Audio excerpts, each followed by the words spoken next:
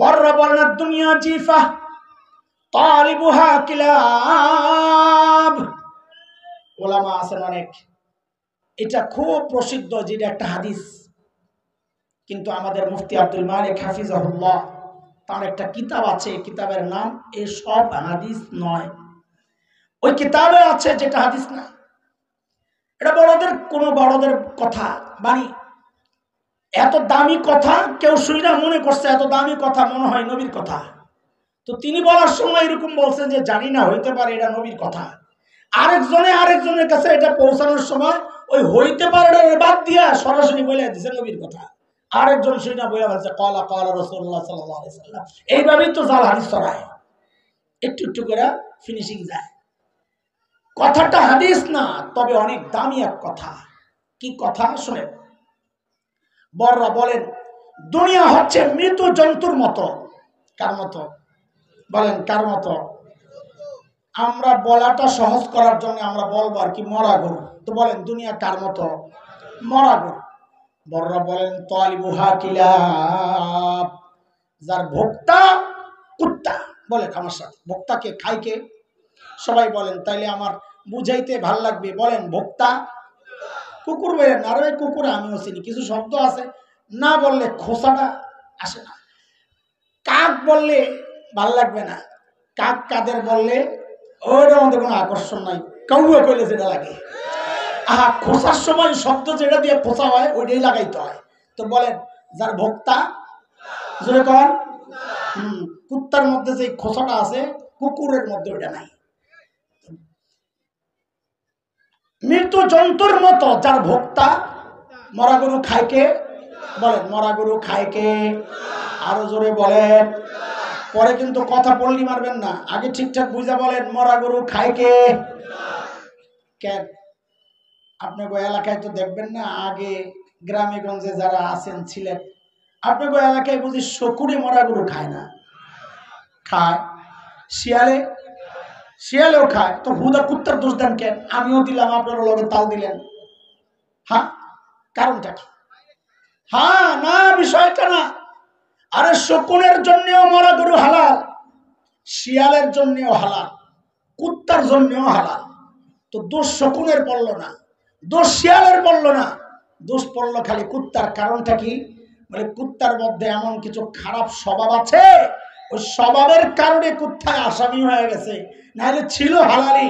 বড় বড় মানুষ, তোমার দুনিয়াও মরা গরুর মতো নিকৃষ্ট হয়ে যাবে যদি তোমার মধ্যে কুত্তার স্বভাবগুলো চলে আসে। এখন বোঝার বিষয় কুত্তার আলাদা কি এমন স্বভাব যার কারণে বেচারা আসামি হয়ে গেল। তো এবার বুঝেন। বলেন তো শকুন মরা গরু কখন খায়? দিনে না রাতে? কখন? শকুন কখন খায়? রাতের বেলা তাল গাছের মাথায় বসে বসে জিকির করে। হ্যাঁ হাসেন না, এটাই বাস্তব। বুঝা গেল শকুনের মরা গরু খাওয়ার একটা টাইম টেবিল আছে। শিয়াল মরা গরু কখন খায়? রাতে না দিনে? হ্যাঁ, দিনের বেলা গর্তের মধ্যে ঢুকে থাকে, বয়া বয়া জিকির আজকার করে, আর পরিকল্পনা সাজায় কার মুরগিটা খাওয়া যাবে, কোন জায়গায় মরা গরু আছে, ঠিক কিনা? বোঝা গেল শকুনের মরা গরু খাওয়ার একটা টাইম টেবিল আছে। শকুনের মরা গরু খাওয়ার একটা টাইম টেবিল আছে। ও দোস্ত, এবার বুঝে শুনে বলেন তো কুত্তায় মরা গরু কখন খায়? রাতে না দিনে? সবসময়। সবসময়। বোঝা গেল কুত্তার মরা গরু খাওয়ার কোনো টাইম টেবিল নাই, যখন পায় যখন পায়। এই জন্য কি আসামি? বড় বনের মানুষ, তুমি দুনিয়া কামাও, কোনো সমস্যা নাই, কিন্তু রাত নাই দিন নাই, 24 ঘন্টা শুধু দুনিয়া দুনিয়া, সারাক্ষণ শুধু দুনিয়ার পেছনে। সন্তানের খবর নাই, বউ একদিকে পোলার একদিকে, নিজে খালি দুনিয়া কামায়। সারাক্ষণ শুধু দুনিয়া, নামাজ নাই, রোজা নাই, তাসবিহ তাহলিলের খবর নাই, জিকির আজকারের খবর নাই, তিলাওয়াতের খবর নাই, সারা দিন শুধু দুনিয়া দুনিয়া দুনিয়া। বড় বনের মানুষ, যদি এই স্বভাবের তুমি হয়ে যাও দুনিয়া কামাইতে যায়া, তাইলে বুঝতে হবে তোমার সাথে আর কুত্তার সাথে কোনো পার্থক্য নাই। আর তোমার কামানোর দুনিয়াটাও কুত্তার খোরাক, ওই মরা গরুর মতো নিকৃষ্ট হয়ে গেছে। মরা গরু খাইলে পেট নষ্ট হইতো, এই দুনিয়া খাইলে তোমার কলব নষ্ট হয়ে যাবে। বলেন শকুন মরা গরুর গোশত খায় না হাড্ডি খায়? গোশত খাওয়ার জিনিস গোশতই তো খাই, ঠিকই তো আছে। শিয়ালও মরা গরুর গোশতই খায়। এবার কোন তো কুত্তায় কি খায়? গোশতও খায় হাড্ডিও খায়। তাহলে কুত্তার চরিত্র কি পাইলাম? যেটা খাওয়া যায় গোশত ওইটাও খায়, যেটা খাওয়া যায় না হাড্ডি ওইটাও খায়, নাকি নাকি? বড় বড়ের মানুষ, তোমার মালের মধ্যে আল্লাহ মাল রেখেছেন দুই রকম, একটা হালাল আর একটা হারাম। হালাল তো খাওয়া যায়, হারাম তো খাওয়া যায় না। তুমি যদি হালালও খাও হারামও খাও, কুত্তার মতো কোনো বাস বিচার যদি না করো, যেটা খাওয়া যায় ওইটাও খাও, যেটা খাওয়া যায় না ওইটাও খাও, তাইলে বোঝা গেল তোমার মধ্যে আর কুত্তার মধ্যে কোনো পার্থক্য না। কথা বুঝতেছেন আপনারা? শকুন দেখবেন মরা গরুর খবর পাইলে আসমানে খালি চক্কর মারে মিছিল। কেন? আশেপাশের দুস্থ বন্দুক কর্মীদেরকে ডাকে, আয় আয় আয় খাওয়ান পাইছি, বিরিয়ানি আছে নিচে। মিছিল লাগাইতে হবে, বিরিয়ানি পাওয়া গেলে তো মিছিল কর। কিসের বিরিয়ানি? কয় মরা গরু নিচে আছে, আয় তোরা আয়। দলবদ্ধ ভাবে একসাথে আইসা সবগুলা বৈশা মরা গরুরে খায়, মিল মহব্বত বড় ভালো। শিয়াল মরা গরুর গন্ধ পাইলে বিকাল থেকে চিৎকার শুরু করে, হুক্কাবু হুক্কাবু, খাওয়ান পাইছি জলদি হো। একা একা খায় না, সবারে ডাক দিয়া খায়। কিন্তু কুত্তার স্বভাব কি দোস্ত? কুত্তার চেয়ে 20 গুণ বড় মরা গরু। কুত্তা জানে লেজটা খাইলে ওর পেট ভইরা পিছন দিয়া বাইর হয়ে যাইব, কিন্তু কুত্তার স্বভাব হলো খাবে খাবে আর ডাইনে বামে তাকাবে। যেই দেখবে আর একটা কুত্তা দেখা যায় নিজের খাওন নাই খাই যায়, ওই কুত্তারে দৌড়ানি। কথা কোন ঠিক কিনা? কুত্তার স্বভাব কাউরে ভাগ দিবে না, একা খাইতে না পারলেও কাউরে দিবে না। এই সমাজে এই কুত্তা চরিত্রের মানুষের অভাব নাই। সরকারের বরাদ্দ রাস্তা বানানোর জন্য কুত্তারা একা সব খায়া বিদেশে পালায়। কথা কোন ঠিক কিনা? জনগণের হক যারা দিতে চায় না, ওদের সাথে আর কুত্তার সাথে কোনো পার্থক্য নাই। এই জায়গায় ওই কুত্তা স্বভাবের মানুষ পাওয়া যাবে। বাবা ইন্তেকাল করেছেন, বড় ভাইয়ের কাছে বাবা আর রেখে যাওয়া সম্পদ, বোনরা আসছে, ভাইরে আমার অংশ আমারে বুঝাইয়া দে। এমন জালেম বড় ভাই এই সমাজে আছে, বোনদেরকে দেয় দৌড়ানি। আছে না নাই? আছে না নাই? বোনদের হক দিতে চায় না এমন ভাই আছে না নাই? বলে ফুফুদের হক দেয় না এমন জালেম ভাতিজা আছে না নাই? কথা কর। আইসা তাবিজুল লেগা কেসা খবিসের খবিস তাবিজুল লেগা কি জন্য? হুজুর ফুফুডা আব্বাই জন্মদিন ছিল, ভালোই আছিল, আব্বাই যাওয়ার পর জ্ঞানদাম শুরু করছে, কিলে একবার দাদার সম্পত্তির ভাগ চায়। আমি তাবিজ তো তোর দরকার শয়তান। কি তাবিজ? দুটা থাপ্পড়। খবিস আল্লাহ হক দিছে, তুই তাকে বঞ্চিত করার কেড়ে। হ্যাঁ, নারী অধিকার নিয়ে শয়তানগুলো চিৎকার চেঁচামেচি করে, শরীয়তের ভাগ নিয়ে যে ছেলে পাবে 2 ভাগ, মেয়ে 1 ভাগ, এটা ওদের বরদাস্ত হয় না। আর আমরা বলি বাংলাদেশের অধিকাংশ মেয়েরা এই 1 ভাগ থেকেই বঞ্চিত, এটা নিয়ে কথা বলে না। যতটুকু পায় অতটুকু আদায় করে দে। বহু মানুষ এমন আছে, ওরা মনে করে বোনদেরকে বুঝায়, বাবার বাড়ির সম্পদ নিলে বলে জামার বাড়ির গন্ডগোল লেগে যায়, আগুন লেগে যায়, এই কথাও বুঝাইয়া দেয়। আবার আস্তে করে কয় সবচেয়ে রয়ে যাবি আর বেড়াইতে যাবি না। জালিম! আরে জালিম! বোনের বাড়িতে ভাই বেড়াতে আসবে, ভাইয়ের বাড়িতে বোন বেড়াতে যাবে, এর সাথে সম্পত্তি বন্টনের হিসাব কেন আসবে? যার যার অংশ সে নিয়ে যাবে, যার যার অংশ তাকে দিয়ে দিবা। নিজেও হারাম খাবা না, নিজের সন্তানকেও হারাম খাবা না। মনে রাখো, বাবার ইন্তেকালের পর সম্পদ যার যারটা বুঝায়া না দেওয়া পর্যন্ত যতদিন তুমি ভোগ করবা, তুমিও হারাম ভোগ করতেছ, তোমার সন্তানরাও হারাম ভোগ করতেছে। এইরকম জালিম ভাই আছে না নাই? একা সবটুকু খাইতে চায়। ব্যবসা করছে পার্টনারে, পার্টনার একটা মাইরা আস্তে গায়েব হয়ে গেছে, এমন জালিম আছে না নাই? যারা অন্যের অংশ দিতে চায় না, অন্যের পাওনা দিতে চায় না, অন্যের প্রাপ্তি যতটুকু দিতে চায় না, একাই সবটুকু ভোগ করতে চায়। বোঝা গেল ওর মধ্যে কুত্তা স্বভাব আসছে, কাউকে ভাগ দিবে না, একা খেতে পারবে না, কিন্তু কাউরে ভাগ দিবে না, এই কাউরে তার অংশ দিতে চায় না। যদি কেউ থাকে তার মধ্যে আর কুত্তার মধ্যে কোনো পার্থক্য নাই। ঠিক আছে কথা? হ্যাঁ হ্যাঁ, একটু বেশি কষ্ট লাগতেছে না? আসামি আছে নায়ের মধ্যে নাড়াও আমি খেয়াল করছি অন্য তুলনায় অন্য আওয়াজ যেগুলো আসছে ওটার তুলনায় এই নাড়া একটু দুর্বল বুঝা গেল 2 নম্বর লোক আসামি এখানেও আল্লাহ হেদায়েত দান করেন বলেন আল্লাহ হেদায়েত দান করেন ভাই আমি কিছু শক্ত কথা বলে ফেলতেছি মাফ করে দিয়ে আমার মেয়েরা এই সমাজের সব জায়গায় নির্যাতিত সব জায়গায় আপনি দেখেন সবচেয়ে বেশি নির্যাতনের শিকার হয় মেয়েরা নিজের পরিবারের কাছে শ্বশুর বাড়ির পরের কথা বাবারা খেয়াল করেন ঠকায়েন না মেয়েদেরকে ঠকায়েন না আল্লাহ মেয়েদের কারণে আপনাকে জিতেছেন 2টা মেয়ে থাকলে নবী আলাইহিস সালাম বলেছেন উত্তম লালন পালনের মাধ্যমে যখন সে পাত্রস্থ করে দেয় তো নবী কি বলেছেন তার জন্য জান্নাতের ওয়াদা করেছেন সুবহানাল্লাহ আপনি জান্নাতি হয়েছেন এই মেয়ের উসিলায় তার উসিলায় আপনার কিসমত খুলে গেছে জান্নাতের রাস্তা খুলে গেছে আপনি কেন তাকে বঞ্চিত করছেন বঞ্চিতের সর্বপ্রথম শুরু হয় বিয়ের সময় বিয়ে ঠিক করতেছে কত মোহর লইয়া মেয়ে পক্ষ ছেলে পক্ষ দেন দরবার চলতেছে লম্বা টাইম পর্যন্ত একটা ফয়সালা হয়েছে মোহরটার মালিক কেও ভাই কে না বাবা না বড় ভাই না ঘটক মেয়ের খালু মামা সবাই আলোচনা করলো মোহর এত হওয়া দরকার অথচ যার মাল তাকে একবারের জন্য জিজ্ঞেস করেন না রে মা তোমার মোহর এত নির্ধারণ করতে চাই তোমার মতামত কি ঠকানো শুরু করছেন আপনারা কেন পরে আসতেছি বিয়ের সময় আসলেন জামাই পক্ষ আসলো এখন কাজী সাহেব লিখবে কত মোহর 5 লাখ নগদ কত বাকি কত এটা সিস্টেমই আছে করে রাখছেন নগদ 3 লাখ বাকি 2 লাখ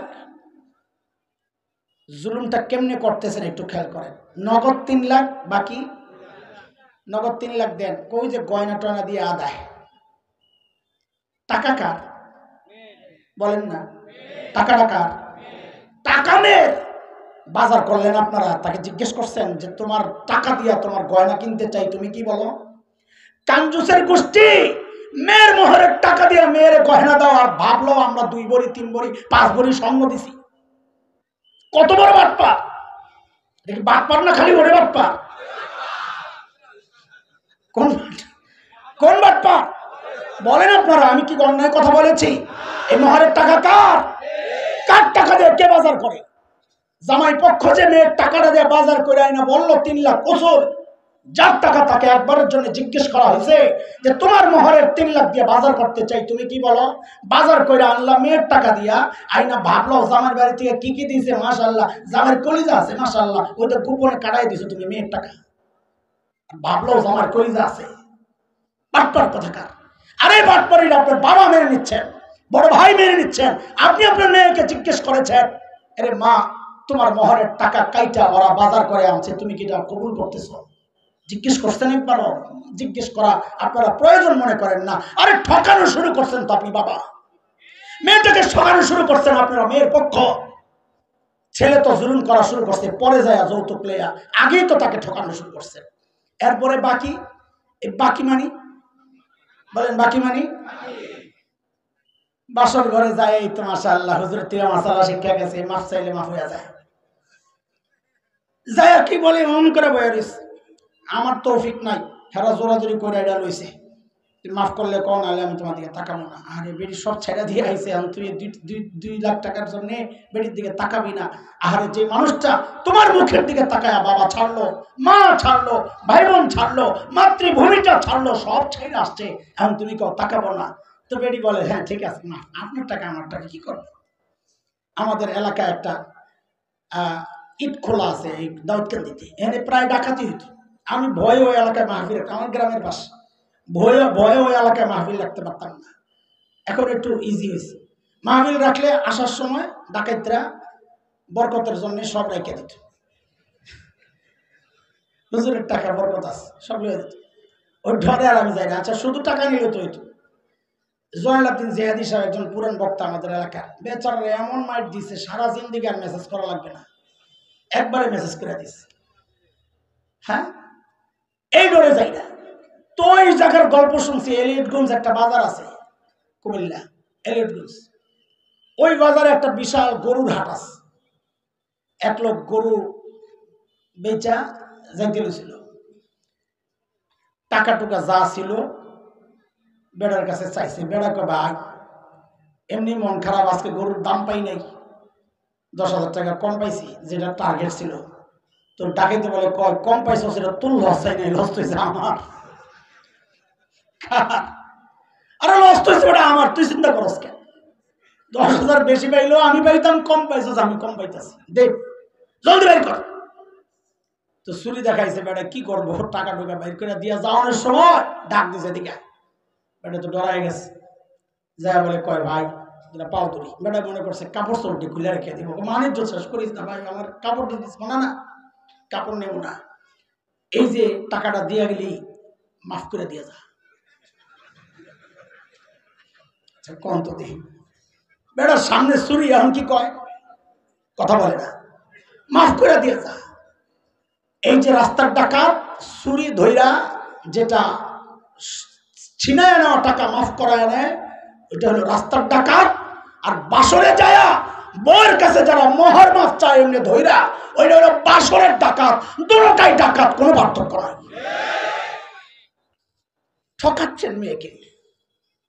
এরপর এরপর এরপরের কাহিনী তো আরো খারাপ। মেয়েটা চলে গেল শ্বশুর বাড়ি। এ বাবা, বড় ভাইরা শোনো, বাবার বাড়িতে ছেলে বউ নিয়ে থাকতেছে একটা রুমের মধ্যে। একটা কথা মনে রেখে, ছেলে ডবল মেয়ে অর্ধেক। এটা হচ্ছে বাবার মৃত্যুর পর। মৃত্যুর আগে ওই বাড়িতে বাবার সন্তান সবার সমান অধিকার। একটা মাসালা শুনে, অর্ধেক আর ডাবল এটা হচ্ছে বাবার, বলেন বাবার মৃত্যুর পর। কিন্তু মৃত্যুর আগ পর্যন্ত ছেলে মেয়ে সমান অধিকার। তুমি একটা রুমের দখল করে, একটা ফ্ল্যাট দখল করে বউ নিয়ে যেমন থাকছ, তোমার বোনের অধিকার আছে স্বামীকে নিয়ে একটা রুমের মধ্যে একটা ফ্ল্যাট দখল করে থাকার। কথাটা ভালো লাগতেছে না আপনাদের, আমি বুঝি, কারণ সমস্ত আউলে রয়েছে। কোন কারণে এই মেয়েটাকে আপনি মনে করবেন সে মেহমান? কোন কারণে? ভাই 3 দিনের বেশি থাকলে সহ্য করতে পারে না, ভাবি তো আসলেই সহ্য করতে পারে না। দুনিয়ার সব ভাবিদের রোগ হয় ননদ আসলে, অসুস্থ। দুনিয়ার সব কাজের মেয়ে করে জিনে ধরে, আমি এগুলো সব মুখস্থ। দুনিয়ার সব কাজের মেয়েদেরকে জিনে ধরে বাড়ির যাইতে মনে চাইলে, বুঝলেন না কথা? বাড়ির যাইতে মনে চাইলে ওরে কি ধরে? জিনে ধরে। উল্টা পাল্টা শুরু করে বাড়িওয়ালা তাড়াতাড়ি বিদায় করে। দুনিয়ার সব ভাবিদের স্বাস্থ্য অসুস্থ হয়ে যায় ননদে বাড়িতে আসলে, তখন তিনি অসুস্থ হয়ে যান। কেন? কেন? তুমি যেই বাড়িতে থাকছো ওই বাড়িতে বোনেরও থাকার অধিকার আছে। তুমি যেই স্বামীর, ওই স্বামী যার সন্তান, এই মেয়েটাও সেই বাবারই সন্তান। তোমার যেমন থাকার অধিকার আছে তারও থাকার অধিকার আছে। সে মেহমান না, সে বাড়ির মেজবান, সে হোস্ট, সে বাড়িওয়ালা। কোন অধিকার নেই মেয়েটাকে তাড়াইয়া দেওয়া। যতদিন খুশি ততদিন থাকবে। আপনি দুনিয়ার কোন শরীয়তের কোন মাসআলায় এই মেয়েটাকে বাড়ি থেকে তাড়াবেন দেখানো আমাকে, দেখান। জুলুম তো মেয়েরা নিজের বাবার বাড়িতে জুলুমের শিকার হচ্ছে, শ্বশুর বাড়িটা বাদ দেন। খালি শ্বশুর বাড়ির দোষ দেয়, প্রত্যেকটা মেয়ে নিজের বাবার বাড়িতে জুলুমের শিকার। কথা আরেক দিকে চলে গেছে, এটাই বাস্তবতা। ভালো হয়ে যান, মেয়েদেরকে ঠকায়েন না, বাবা মেয়েকে ঠকায়েন না। ওই মেয়ের ওসিলা আপনার জান্নাতের রাস্তা করবে ইনশাআল্লাহ। বলতেছিলাম দুনিয়া তরক করার কথা আল্লাহ তাআলা বলেন নাই। আল্লাহ তাআলা যা চাচ্ছেন দুনিয়াকে প্রাধান্য না দেওয়া, দুনিয়ার জন্য আখিরাত বরবাদ না করা, আখিরাতকে দুনিয়ার উপরে প্রাধান্য দেওয়া। নবী বলেছেন সাল্লাল্লাহু আলাইহি ওয়াসাল্লাম, কুনু মিন আবনাইল আখিরাহ ওয়া লা তাকুনু মিন আবনাইদ দুনিয়া ফাআসিরু মা ইয়াবকা আলা মা ইয়াফনা। যে জিনিস ধ্বংস হয়ে যাবে, নিঃশেষ হয়ে যাবে, সেই দুনিয়ার উপর স্থায়ী আখিরাতকে প্রাধান্য দাও। আখিরাত ওয়ালা হও, দুনিয়া ওয়ালা হয় না। এ ভাই, আপনাদের কাছে আমার শেষ কথা, প্রতিদিন রাত দিন মিল্লা ঘন্টা কয়টা বলেন? 24-এর অর্ধেকও যদি আখিরাতের কাজে লাগায়, তাও তো দুনিয়া আখিরাত সমান সমান, তাই না? আমিও আসামি, আপনিও আসামি। কয়জন এমন আছেন যে প্রতিদিন 24 ঘন্টার 13 ঘন্টা বা অধিকাংশ টাইম আখিরাতের জন্য দেন? কয়জন আছেন? নাই। আমি জানি না কেউ আছে কিনা, আমার মনে হয় না, আমি নাই। আমার দ্বারা প্রতিদিন 24 ঘন্টার মধ্যে অধিকাংশ টাইম আখিরাতের কাজে লাগানো হয় না। আমি ঘুমাই, খাই, ঘুরি, দৌড়াই, অনেক কাজ। যদিও আখিরাতের কাজ, মাদ্রাসা এগুলো আখিরাতেরই কাজ, মাহফিলে যাচ্ছে আখিরাতেরই কাজ, তাও আমি ধরে নিলাম আর কি এগুলা না। আপনাদের অবস্থা বলেন। তাই আমি দুনিয়াকে আখিরাতের উপরে প্রাধান্য দিচ্ছি, এটাই বাস্তবতা। তাহলে আমি আল্লাহর সামনে কেমনে দাঁড়াবো? ভয় পাবেন না, আমি আপনাদেরকে এই কথাগুলো বলছি ভয় দূর করার জন্য। আখিরাত প্রাধান্য দেওয়ার কথা আসছে কোরআনে, আখিরাতকে প্রাধান্য দেওয়ার কথা আসছে হাদিসে। আখিরাতকে প্রাধান্য দেওয়া তো তখনই বোঝা যাবে যখন দুনিয়ার যে টাইম আমি ব্যবহার করি, খরচ করি, তার চেয়ে বেশি টাইম, বেশি সময় আমি ব্যয় করি আখিরাতের জন্য। তাইলে না বোঝা যাবে আমি আখিরাতকে প্রাধান্য দিছি, ঠিক কিনা? আমাদের হযরত মুফতি তাকি ওসমানী দামাত বারাকাতুহুল আলিয়া বড় আজীব এক পরামর্শ দিয়েছেন আপনাদের আমাদের জন্য। বড়রা কি সহজ করে দিয়েছেন দেখেন। যাহা অধিকাংশ টাইম আখিরাতের কাজে ব্যয় করা সম্ভব। এখন আপনারা বলেন করতে রাজি নি? ধরেন না 13 ঘন্টা লাগবে না। আপনি দুনিয়ার যা কাজ করতেছেন এর মধ্যেও অধিকাংশ টাইমকে আখিরাতের জন্য লাগানো সম্ভব। আগে বলেন লাগাইতে চান কিনা? বলেন তো, ঘুমানো দুনিয়ার কাজ না আখিরাতের কাজ? খাওয়া দুনিয়ার কাজ না আখিরাতের কাজ? বাজারে যাওয়া দুনিয়ার কাজ না আখিরাতের কাজ? টয়লেটে ঢোকা দুনিয়ার কাজ না আখিরাতের কাজ? হ্যাঁ, ঠিক আছে। দোকানে যাওয়া দুনিয়ার কাজ না আখিরাতের কাজ? অফিসে যাওয়া দুনিয়ার কাজ না আখিরাতের কাজ? হ্যাঁ, বলেন বলেন। কয় আখিরাতের কাজ। দুনিয়া কামাই কয় আখিরাতের কাজ। সুবহানাল্লাহ। হ্যাঁ, হযরত মুফতি তাকি ওসমানী দামাত বারাকাতুহুল আলিয়া, আমার শেষ কথা এটা। হযরত বলেন, তোমার দুনিয়ার যে কোনো কাজটা করার সময় শুধু একটু দৃষ্টিভঙ্গিটা পাল্টাও। কি? এই কাজটা আমার নবী সাল্লাল্লাহু আলাইহি ওয়াসাল্লাম কিভাবে করেছেন, বাস। এই কাজটা আমার নবী কিভাবে করেছেন। পানি খাওয়া দুনিয়া না আখিরাত? তো পানিটা হাতে নিয়ে খালি চিন্তা করেন আমার নবী কিভাবে খেয়েছেন, বাস। ডান হাতে খেয়েছেন, বসে খেয়েছেন, 3 ঢোকে খেয়েছেন, বিসমিল্লাহ বলেছেন, খাওয়ার পরে আলহামদুলিল্লাহ। আপনার পানি খাওয়া ইবাদত হয়ে যাবে। খাওয়ার সময় চিন্তা করবেন আমার নবী কিভাবে খেয়েছেন। টয়লেটে যাওয়ার সময় চিন্তা করবেন আমার নবী কিভাবে ঢুকেছেন, কিভাবে বের হয়েছেন, কিভাবে বসেছেন, দোয়া কি পড়েছেন, বের হওয়ার সময় দোয়া কি পড়েছেন। বাজারে যাওয়ার সময় চিন্তা করবেন আমার নবী বাজারে যাওয়ার কি সিস্টেম বলেছেন।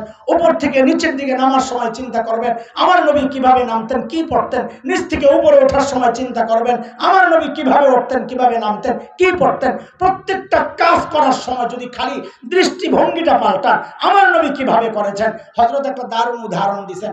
এই শেষ, আপনারা বাচ্চাদেরকে চুমু খান? খান না? খান না? খান না? সুবহানাল্লাহ, তো কাম ফিটিং। বলে বাচ্চাদেরকে চুমু খাওয়ার সময় ডাইরেক্ট খাইলে না, তো ডাইরেক্ট খাইলে তো দুনিয়ার কাজ হইলো। খাওয়ার সময় দৃষ্টিভঙ্গি পাল্টাও। আমি চুমু কেন খাচ্ছি আমার ছেলে হিসাবে না, আমার নাতি নাতনি হিসাবে না। চুমু কেন খাচ্ছি? আমার নবী বাচ্চাদেরকে চুমু খাইছেন। হযরত বলেন চুমু হয়ে গেল। আরে চুমুটা আখিরাতের কাজ হয়ে গেল। টয়লেটে ঢোকার সময় খালি চিন্তা করেন আমার নবী ওই অনুত্তম জায়গায় বাম পা আগে দিছেন। অনুত্তম জায়গায় বাম পা। বলেন ঘর উত্তম না বাহির উত্তম? ঘর উত্তম। কাজে ঘর থেকে বাইরে গেলে কোন পা? মসজিদ উত্তম না বাহির উত্তম? কাজে মসজিদ থেকে বাইরে আসলে কোন পা? ঘর উত্তম না টয়লেট উত্তম? তো কাজে ঘর থেকে টয়লেটে গেলে কোন পা? সমস্ত অনুত্তম জায়গায় আমার নবী বাম পা দিয়েছেন। আচ্ছা, বাম পাটা দিলেই যদি আমার দুনিয়ার কাজ আখিরাতের কাজ হয়ে যায়, তবে ডান পাও দিয়া কেন আমার দুনিয়ায় রাখবো? আমি কেন আমার দুনিয়ার আখিরাতের কাজ বানাবো না? বলেন আপনারা, এটা কি খুব কঠিন কাজ না সহজ কাজ? প্রত্যেকটা কাজের সময় সুন্নত তরিকা আছে, সুন্নতের দোয়া আছে। এগুলো খালি